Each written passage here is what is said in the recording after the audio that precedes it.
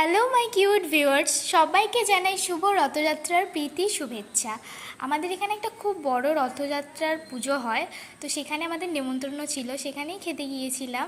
খিচুড়ি প্রসাদ খেয়ে সেখান থেকে বাড়ি এসে আমাদের রথটাকে সাজাতে বসে গেছিলাম। আমাদের দুতলা রথ, আর সেই রথটা হচ্ছে চেষে রথ নয়, একদম লোহার রথ।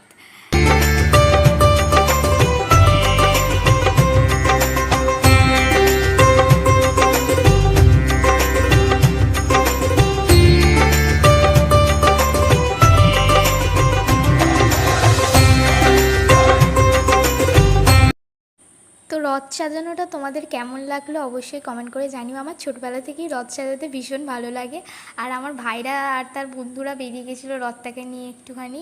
আমিও গিয়েছিলাম এক গাদা প্রসাদ নিয়ে সবাইকে দেওয়ার জন্য। আর রথযাত্রায় পাঁপড় ভাজা না খেলে হয় বলো? তো দেখা হচ্ছে আবার নতুন ভিডিওতে, ততক্ষণের জন্য বাই।